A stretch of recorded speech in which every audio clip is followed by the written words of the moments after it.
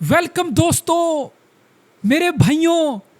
आज वो दिन है जब प्रीमियर लीग वापस आने वाली है। आज मध्य रात्रि यानी कि 12:30 पे डिफेंडिंग चैंपियन लिवरपूल वर्सी बोर्नेमाउथ का एक माउथ वेटरिंग कॉन्टेस्ट होने वाला है। एक तरफ डिफेंडिंग चैंपियन लिवरपूल और आर्ने स्लॉट है, तो दूसरी तरफ तड़कता फड़कता लास्ट सीजन सबकी बुंड चौड़ी कर देने वाला एंडोनी अरियोला का बोर्नेमाउथ है। भाई इस मैच के प्रीव्यू पे बात करूंगा, लेकिन सबसे पहले एज अ व्यूवर एक दुख दर्द एक पीड़ा है मेरी, मैं उस पर थोड़ा सा बात करना चाहूंगा। देखो यार, अब तो जियो और स्टार लिटरली हमारे इंडिया के मीडिया प्रोडक्शन के 2 हॉर्स पावर इकट्ठे हो गए हैं, मिलके साथ आ गए हैं भाई।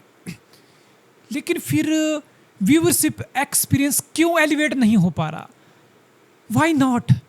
क्यों आज भी हम हॉटस्टार पे 1080 से ऊपर ना क्रिकेट देख पा रहे ना फुटबॉल देख पा रहे?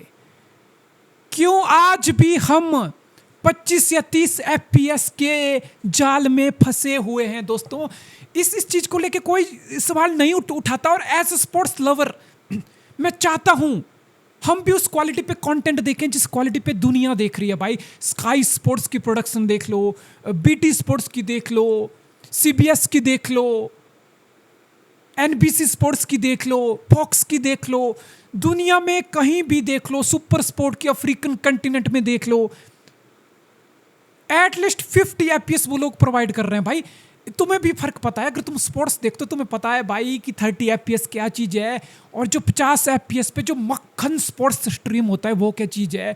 तो हमें इस चीज़ से डिप्राइव किया गया है यार। हम डिजर्व करते हैं भाई, हम डिजर्व करते हैं। तो पैक बढ़ा लो, 100 रुपये बढ़ा लो, 200 बढ़ा लो, ईयरली सब्सक्रिप्शन में 300-400 रुपये की बढ़ोतरी कर लो, भाई हम मैनेज कर लेंगे। लेकिन हम क्वालिटी कॉम्प्रोमाइज से मैनेज नहीं कर सकते। सो मेरा सवाल बड़ा सीधा है स्टार वालों से, जियो वालों से, कि कौन रोक रहा है भाई लोगों तुम्हें क्वालिटी में एलिवेट करने से? जब दुनिया का स्टैंडर्ड 50 FPS हो गया है, तो आज हम 30 FPS पे क्यों फंसे हैं? व्हाई? प्लीज यार काम करो इस चीज पे। We want to see sports in 50 FPS and I urge all the sports community people to come together and ask question, why not 50 FPS in India? Why not? खैर हमें दुर्भाग्यवश अभी भी 30 FPS देख के गुजारा करने पड़ रहा है। लेकिन भाई लिवरपूल का जो लास्ट सीजन फुटबॉल था ना भाई, वो 60 FPS वाला था। क्या मक्खन, क्या स्लिक, क्या फुटबॉल था भाई। Ruthless at times, unplayable at times. तो इस बार लिवरपूल का सीजन क्या रहेगा, कैसा रहेगा, वो मैं सब प्रीव्यू दे चुका हूं। मैं सिर्फ बात करूंगा लिवरपूल वर्सी बोर्नेमाउथ इस ओपनर की। देखो यार, हमने एक पैटर्न नोटिस किया है। ये पैटर्न लेस्टर सिटी में भी था, ब्राइटन भी इसी पैटर्न से चल रहा है। या कोई भी क्लब जो बहुत स्ट्रगल करके, लड़ाई करके, रेलीगेशन बैटल लड़ लुड़ के प्रमोट होके प्रीमियर लीग में आता है, बहुत मेहनत से, स्काउटिंग से, खून पसीना एक करके अच्छी खासी टीम बनाता है, और फिर अल्टीमेटली पता क्या होता है, 1-2 सीजन बाद जब अच्छे खासे प्लेयर उस टीम में सेटल हो जाते हैं, तो कोई बड़ा क्लब आता है और उन प्लेयर को पोच करके चला जाता है। कुछ क्लब जान के अपनी प्रॉफिट को बनाने के लिए प्लेयर बेचते हैं, कुछ मजबूरी में बेच देते हैं। तो भाइयों, बोर्नेमाउथ के साथ भी वही हो रहा है। डीन हॉयसन 60 मिलियन यूरो का रिलीज क्लॉज रियल मैड्रिड पे करके चला गया। यानी कि तुम्हारी पिछले साल का एक massive centre back, massive player तुम्हें छोड़ के चला गया। मिलोस करकेस लेफ्ट बैक, एक और मैसिव प्लेयर जो बोर्नेमाउथ की दिल जिगर जान था, उसको 40 में लिवरपूल ले गया। अब फिर क्लाइवर्ट के भरोसे भी, क्लाइवर्ट के गोल आगे, बैंगर्स आगे। तो लास्ट सीजन का बोर्नेमाउथ बहुत जबरदस्त था, लेकिन इस बार का बोर्नेमाउथ मुझे लग रहा है अपने 2 की प्लेयर को बहुत ज्यादा मिस करेगा। सो आई जस्ट डोंट नो कि इस बार बोर्नेमाउथ किस लेवल पे ऑपरेट करेगा, कितना compete कर पाएगा। लेकिन मैं इतना एक्सपेक्ट कर सकता हूं कि अरियोला की जो टैक्टिक्स होती है, अरियोला का जो प्लेइंग स्टाइल होता है, भाई वो बंदा टेम्पटेशन में नहीं आता, उसको ज्यादा फर्क नहीं पड़ता कि सामने पेप गार्डियोला है, थॉमस ट्यूकल है, हैंसी फ्लिक है, या आर्ने स्लॉट है, या आर्टेटा है, भाई जो मर्जी है। मैंने 2 साल में एक चीज ऑब्जर्व किया कि भाई बोर्नेमाउथ और अरियोला की टीम अपना फुटबॉल खेलेगी तो छाती चौड़ी करके खेलेगी, चढ़ के खेलेगी, ब्रेवरी से खेलेगी, डुअल्स कॉन्टेस्ट होंगे, चांसेस क्रिएशन होगी, एट टाइम्स मौके मिलेंगे तो अपोनेंट को चौदा जाएगा, पेला जाएगा। मुझे लग रहा है इस सिद्धांत के साथ अरियोला कॉम्प्रोमाइज नहीं करेगा और अरियोला ने बोर्नेमouth के साथ काफी शानदार काम करके दिया है। तो एक माउथ बैटरिंग कॉन्टेस्ट होने वाला है।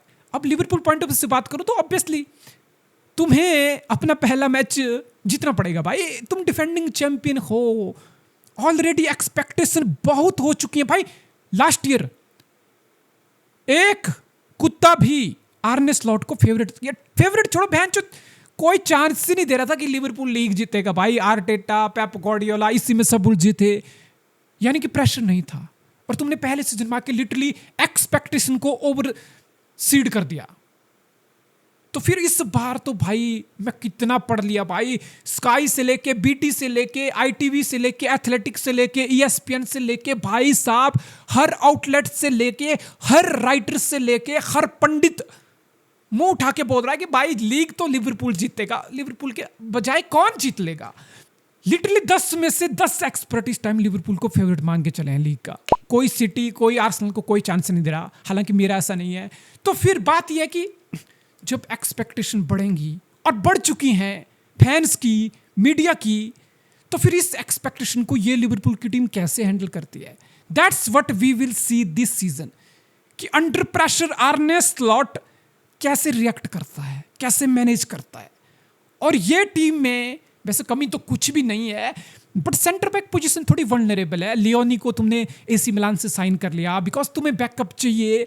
वैन डाइक कोई जवान नहीं हो रहा, इब्राहिम कोनाटे भी एट टाइम इंजरी प्रोन रहता है, फिर तुम कौन सा को बेच चुके हो, और जो गोमेज तुम्हारा बैकअप ऑलरेडी इंजर्ड रहता है। तो आई थिंक तुम्हें सेंटर बैक चाहिए। एक सेंटर बैक लियोनी को तुम साइन कर चुके हो, दूसरा सेंटर बैक मार्क गेही। अब पैलेस तो 40 मांग रहा है, लेकिन लिवरपूल सोच रहा है कि यार अगले साल मार्क गेही आउट ऑफ कॉन्ट्रैक्ट हो जाएगा तो फ्री एजेंट उठाते हैं उसको।